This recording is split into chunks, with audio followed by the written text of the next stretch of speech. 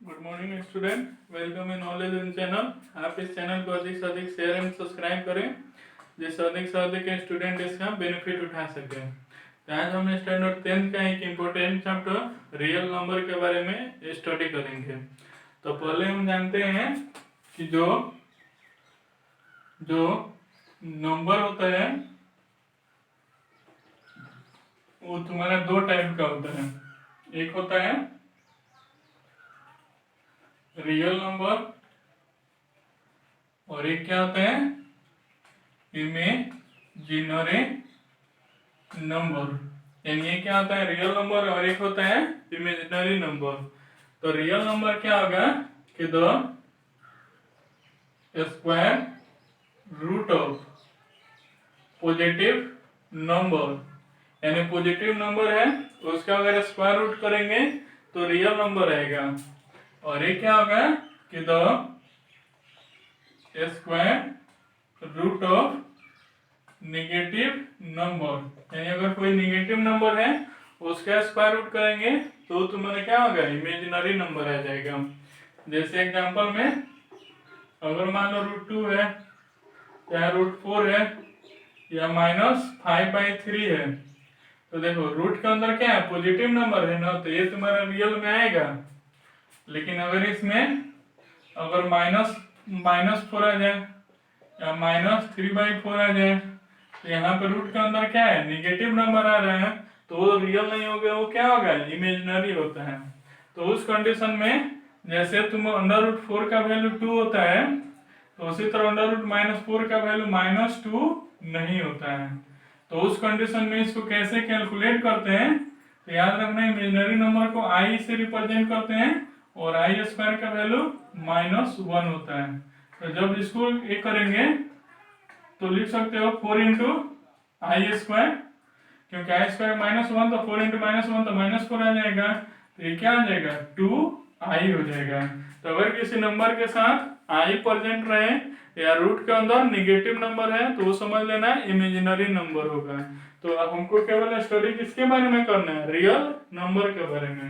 तो real number भी दो टाइप का, एक होगा रेशनल और एक होगा इरेशनल।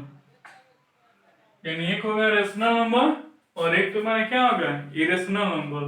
तो रेशनल नंबर जानते हो कि वह नंबर जिसको p/q के फॉर्म में लिख सकते हैं और q क्या हो नॉट इक्वल टू 0 हो, उसको हम क्या कहते हैं रेशनल नंबर। जैसे एग्जांपल में ये 2/3 है, ये मान लो 3/4 है, ये -5 है, तो इसके नीचे कुछ नहीं है तो क्या है 1 है ना। उसी तरह अगर मान लो 0 है तो ये भी रेशनल नंबर है, क्योंकि कुछ नहीं होता कि 1 है तो p/q है, q नॉट इक्वल टू क्या है 0 है, तो वो सब तुम्हारा क्या होगा रेशनल नंबर में आएगा। इरेशनल नंबर क्या होगा ये non terminating and non repeating, यानी जो non terminating and non repeating होता है उसको हम क्या कहते हैं इरेशनल नंबर में रखते हैं। जैसे डेसिमल जो होता है वो दो टाइप का होता है, एक होता है नॉन टर्मिनेटिंग और एक टर्मिनेटिंग। तो टर्मिनेटिंग का मतलब कि जैसे 2/5 है तो इसको क्या होगा 0.4 में, अगर यहाँ पे मान लो 5/2 हो 2 है तो इसको क्या आ जाएगा 2.5 में चेंज हो जाएगा, तो इसको हम किस में रखेंगे टर्मिनेटिंग में रखेंगे। नॉन टर्मिनेटिंग का मीनिंग क्या हुआ कि जैसे 10/3 है तो 10 3 3 जा 9 1 0, तो 3 3 जा 9 तो 1, तो इसका क्या हो रहा है बार बार रिपीटेशन हो रहा है ना, यानी इंड नहीं हो रहा है तो इसको नॉन टर्मिनेटिंग, और इसका इंड हो जा रहा है तो इसको टर्मिनेटिंग। उसी तरह जो डेसिमल होता है वो भी दो टाइप का, एक रिपीटिंग और एक नॉन रिपीटिंग, यानी एक होता है रिपीटिंग और एक होता है नॉन रिपीटिंग। तो जैसे यहाँ पे 1.333 है तो इसको कैसे लिख सकते हैं तो 1.3 और किसका रिपीटेशन हो रहा है 3 क्या, तो 3 के ऊपर डिक्रीज। अगर मान लो 2.52 52 है तो इसमें क्या आ जाएगा 2 पॉइंट, और किसका रिपीटेशन हो रहा है 52 का, तो 52 के ऊपर डिक्रीज। नॉन रिपीटिंग का मतलब कि जैसे यहाँ पे 0.31256, तो यहाँ पे क्या है कोई डिजिट या पेयर ऑफ डिजिट रिपीट नहीं कर रहे हैं ना, तो इसको हम क्या बोलेंगे नॉन रिपीटिंग कहेंगे। तो जो नॉन रिपीटिंग और नॉन टर्मिनेटिंग दोनों हो उसी को इरेशनल कहते हैं। जैसे मान लो यहाँ पे ये √2 है, तो √2 का वैल्यू 1.414 होता है, लेकिन ये जो होता है एग्जैक्ट वैल्यू नहीं होता है। जब √2 का वैल्यू निकालेंगे तो बहुत आगे की ओर आ जाएगा। तो ये तुम्हारा क्या होगा नॉन टर्मिनेटिंग हो गया क्योंकि एंड नहीं हो रहा है, और इसमें कोई डिजिट क्या हो रहा है रिपीट नहीं कर रहा है, तो इसलिए ये तुम्हारा क्या आ जाएगा इरेशनल नंबर में आ जाएगा। उसके बाद जानते हो कि नेचुरल नंबर, तो कोई भी काउंटिंग नंबर होता है वो तुम्हारा क्या होता है नेचुरल नंबर होता है। जैसे 1 2 3 4 5 ये कभी भी होल में नहीं हो सकता है, फ्रैक्शन में नहीं हो सकता है, और डेसिमल में भी नहीं हो सकता है। जब जीरो को नेचुरल नंबर में ऐड कर देंगे तो क्या आ जाएगा होल नंबर। इंटीजर है तो इंटीजर क्या आता है कि होल नंबर और उसके निगेटिव। तो इंटीजर तो तीन टाइप का, एक पॉजिटिव निगेटिव और एक जीरो।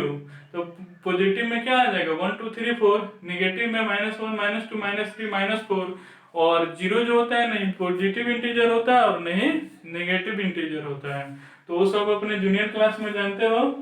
अब यहाँ पे इसमें पढ़ना है यूक्लिड डिवीजन लेमा, या इसी को एल्गोरिथ्म भी कहते हैं। यानी एक है क्या है यूक्लिड डिवीजन लेमा, या इसी को हम क्या कहते हैं एल्गोरिथ्म भी कहते हैं। तो यूक्लिड यहाँ पे क्या है नेम ऑफ साइंटिस्ट है। डिवीजन का मतलब डिवाइड है। लेमा या एल्गोरिथम का मतलब एक प्रोसेस है जिसके द्वारा हम किसी क्वेश्चन को क्या करते हैं सॉल्व करते हैं। तो इसमें क्या होता है कि मान लेना let A be a number which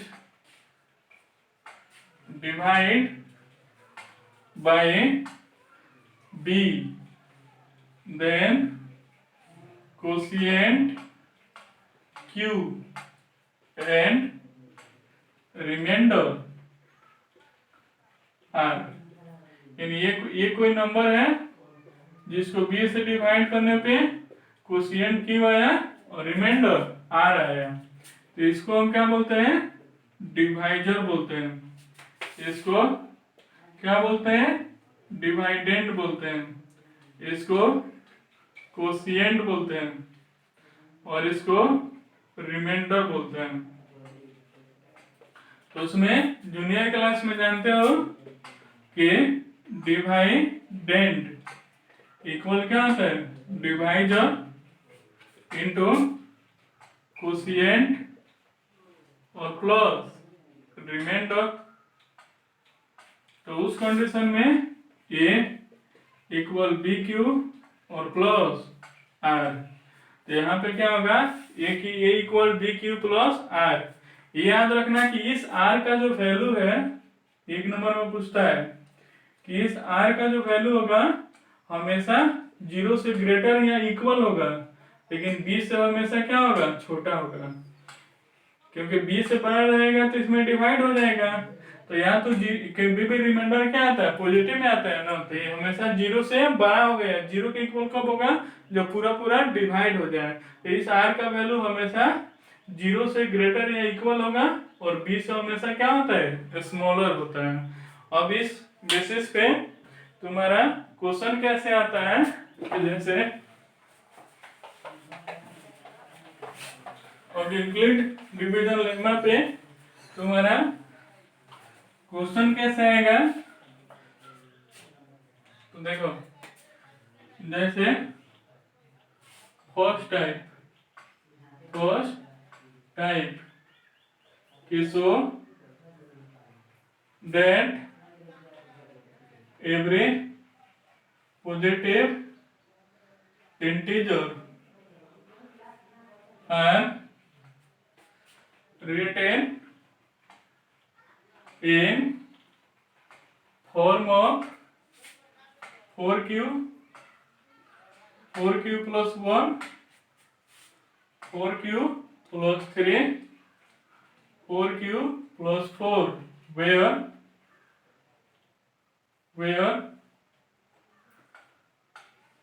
4q plus 3, where q is positive integer. यहाँ पे याद रखना है q के जगह पे m भी हो सकता है, किसी बुक में m दिया रहता है, किसी बुक में q दिया रहता है। तो इसको कैसे सॉल्व करेंगे? तो इस टाइप के क्वेश्चन हमेशा इक्वली डिवीजन लेमा पे ही आएगा। तो उसमें क्या माने थे कि late a be a number which divide by, वहां पे क्या था a equal to B Q, तो q के साथ क्या है b है, यहाँ पे q के साथ क्या है 4 है, तो b से ही डिवाइड किए थे ना, तो यहाँ पे b का वैल्यू क्या आ रहा है 4 आ रहा है, तो divide by 4, then get remainder. तो रिमाइंडर क्या आएगा, तो हमेशा अगर किसी चीज को 4 से डिवाइड करें किसी नंबर को, तो रिमाइंडर आने का पॉसिबिलिटी क्या होता है, तो 0 1 2 3। अगर 8 से डिवाइड करेंगे तो रिमाइंडर आने का पॉसिबिलिटी 0 1 2 3 4 5 6 7 होता है, यानी हमेशा 1 से, यानी जिसे डिवाइड करें उससे एक कम और 0 से अधिक होता है। तो उस कंडीशन में रिमाइंडर क्या आएगा 0 1 2 3, यानी चारों में से कोई एक आएगा। अब यहाँ पे बाय यूक्लिड डिवीजन लेमा, तो उस कंडीशन में इक्वल टू क्या होता है बी क्यू प्लस आर, तो बी का वैल्यू है 4, तो 4q प्लस आर। अब आर का वैल्यू कितना है 4, तो 4 केस बनाना। Case first A equal to क्या है पुट आर इक्वल टू 0, तो ए इक्वल टू क्या आ जाएगा 4q। Case second put R equal 1, A का वैल्यू क्या आ जाएगा 4q प्लस 1। उसी तरह केस थर्ड कि पुट आर इक्वल 2, ए का वैल्यू 4q प्लस 2, और केस 4 कि पुट आर इक्वल 3, तो ए इक्वल टू क्या आ जाएगा 4q प्लस 3 हो जाएगा। तो ये आ गया, तो hence any positive integer are written in form of 4q plus 1, 4q plus 2 और 4q plus 3। क्योंकि q के जगह पे कोई भी वैल्यू रखेंगे तो इसमें और इसमें कोई भी पॉजिटिव इंटीजर रखेंगे तो इसका और इसका वैल्यू क्या आएगा पॉजिटिव। जैसे 1 रखेंगे तो 4 5 6 7 आएगा, 2 रखेंगे तो 8 9 10 11 आएगा। तो कोई भी पॉजिटिव इंटीजर रखेंगे तो इसका वैल्यू क्या आएगा पॉजिटिव ही आ जाएगा। नोट में याद रखना कि अगर यहीं पर रहेगा पॉजिटिव इवन इंटीजर, तो पॉजिटिव इवन इंटीजर में कौन सा होगा आंसर। तो इसमें देखो यहाँ पे रिमाइंडर कुछ नहीं है तो 0 है, तो 0 क्या होता है इवन, 2 क्या होता है इवन।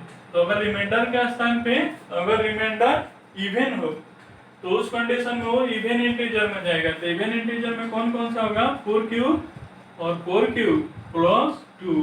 लेकिन यहाँ पे अगर पॉजिटिव ऑड इंटीजर कहेगा इंटीजर, तो ऑड में मतलब रिमाइंडर के जगह पे ऑड कौन सा है 1 और 3, तो यहाँ पे 4q प्लस 1 और 4q प्लस 3। तो याद रखना कि अगर रिमाइंडर के स्थान पे अगर इवन है तो इवन इंटीजर होगा, अगर ऑड है तो ऑड इंटीजर होगा। तो अगर आ जाए कि so that every positive odd integer are written in form of 4q plus 1 और 4q प्लस 3, तो यहाँ तक प्रोसेस सेम रहेगा यहाँ तक, ठीक है। इसमें क्या लिख देंगे यहाँ तक प्रोसेस सेम रहेगा, एनी वैल्यू ऑफ q, यानी any value of q, the value of 4q plus 1 and 4q plus 3 is odd. Hence, every positive odd integer are written in form of 4q plus 1 और 4q plus 3. यानी 4q plus 1 और 4q plus 3 में कोई भी अगर value रखेंगे तो इसका और इसका वैल्यू क्या आएगा? ऑड आएगा। लेकिन इसका वैल्यू क्या होगा? इवन आएगा। तो इसलिए ऑड में ये आ जाएगा और इवन में ये आ जाएगा। उसी तरह यहाँ पे सेकेंड टाइप है कि so that every positive so that the square of positive odd integer are written in form of 3m or 3m plus 1 where m is integer। यहाँ पे क्या रहेगा? स्क्वायर या क्यूब रहेगा। ये भी तुम्हारा क्या है? आसान है, सिंपल सा बनाना। यहाँ पे let A be a positive integer, it divide by, यहाँ पे क्या है? 3, तो 3, देन गेट रिमाइंडर 0, 1, 2। तो यहाँ पे बाय यूक्लिड डिवीजन लेमा, तो यूक्लिड डिवीजन लेमा, तो यूक्लिड डिवीजन लेमा करोगे तो वहां पे क्या होता है? A equal to B Q plus r, यहाँ पे 3q प्लस आर, 3 के है तो केस फर्स्ट। यहाँ पे पुट आर इक्वल 0, तो ए का वैल्यू क्या आ जाएगा? 3q आएगा। अब यहाँ पे स्क्वायरिंग कर देना, स्क्वायरिंग बोथ साइड, तो यहाँ पे क्या आ जाएगा? ए स्क्वायर, ये 9 क्यूब स्क्वायर आ जाएगा, इसका स्क्वायर तो ए स्क्वायर, इसका तो 9 क्यूब स्क्वायर। तो इसको किस फॉर्म में लिखना है? 3m के फॉर्म में। तो इसको 3 और इंटू 3 क्यूब स्क्वायर लिख सकते हो ना। अब इसको क्या मान लेना? m, तो यहाँ पे क्या आ जाएगा? 3m आ जाएगा। उसी तरह case second, you put r equal 1, तो ये इक्वल क्या आ जाएगा? 3q plus 1। अब स्क्वायरिंग बोथ साइड, यहाँ पे क्या आ जाएगा? ए स्क्वायर, ये 9 cube square plus 1 plus 6q, इसको a प्लस b के होल स्क्वायर ब्रेक कर लेना। अब इसको किस फॉर्म में चेंज करना है? 3m प्लस 1, इसके फर्स्ट पे इसके फर्स्ट से, इसके सेकेंड पे इसके सेकेंड से कंपैरिजन करना। तो 3m प्लस 1, तो 1 तो रहेगा, इसके जगह को हमको 3m लाना है। तो यहाँ पे a स्क्वायर, तो 3 कॉमन ले लेना, तो क्या हो जाएगा? 3q square plus 2q plus 1। अब इसको क्या मान लेना? m, ये क्या आ जाएगा? 3m प्लस 1 आ जाएगा। उसी तरह केस थर्ड, ये पुट r इक्वल अगर 2 रहता है तो उस कंडीशन में क्या आ जाता है? a इक्वल 3q प्लस 2 रहता है। लेकिन यहाँ पे 2 ही स्टेप है तो इसलिए यहीं तक कैंसिल हो जाएगा। लेकिन अगर 3 स्टेप रहता है तो फिर क्या करते हैं? इसका स्क्वायरिंग कर देते हैं। तो यहाँ पे a स्क्वायर, 3q प्लस 2 का होल स्क्वायर, तो यह आ जाएगा ये 9q स्क्वायर प्लस 4, और यहाँ पे 2 6 जा 2 भी करेंगे तो 12q आ जाएगा। अब इसमें क्या आ जाएगा कि यहाँ पे 3m प्लस 4 रहता है, नहीं तो 4 का यूज है, इसके जगह पे 3m लाना था, तो 3 कॉमन, तो 3q स्क्वायर प्लस 4q, और यहाँ पे 4, अब इसको m मान लेना है, तो यहाँ पे 3m प्लस 4। तो अगर 4 स्टेप में रहता है, 3 स्टेप तो वहां तक बनाते हैं और लिख देते हैं कि hence any the square of any positive integer are written in form of 3m और 3m प्लस 1। एक तो ये आया। उसके बाद तुम्हारा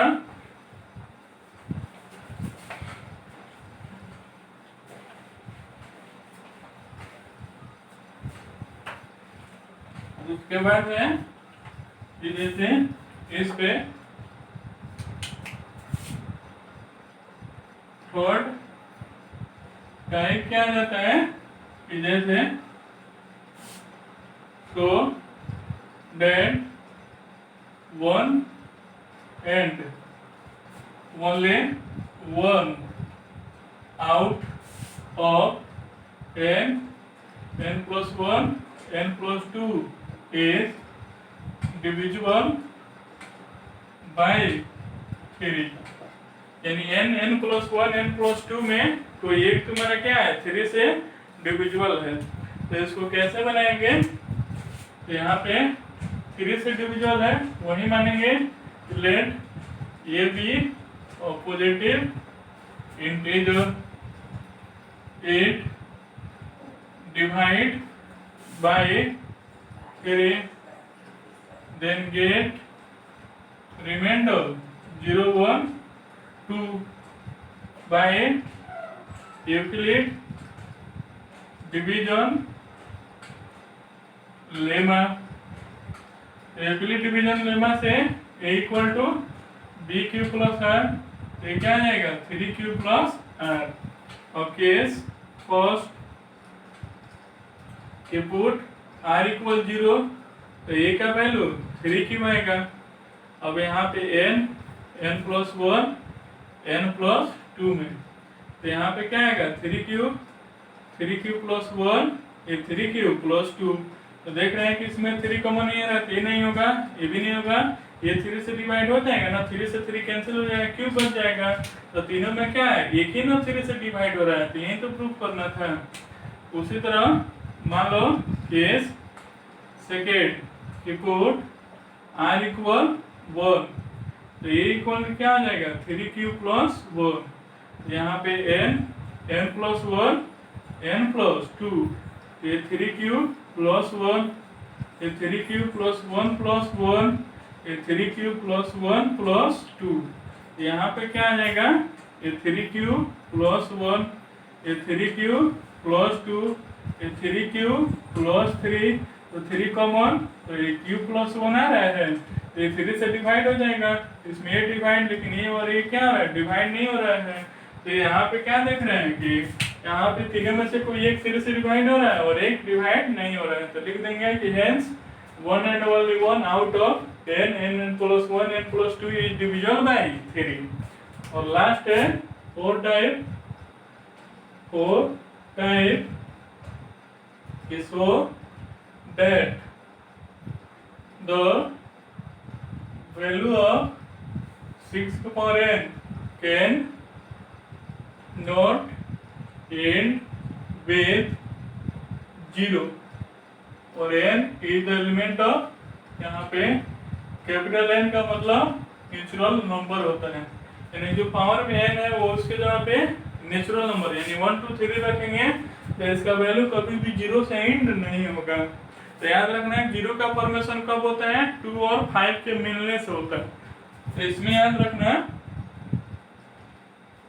ये number which end with 0 which contain 2 and 5 both as factor, यानी वह नंबर जिसके पास जैसे 10 है या 20 है या 30 है, ये तीनों नंबर के पास क्या है फैक्टर जो है वो 2 और 5 प्रेजेंट है, यानी ये 2 और 5 से दोनों से क्या होगा डिवाइड होगा, तो उस कंडीशन में उसका वैल्यू 0 से एंड होगा। जैसे 10 का स्क्वायर 100, 10 का क्यूब 1000, तो 0 से एंड होगा।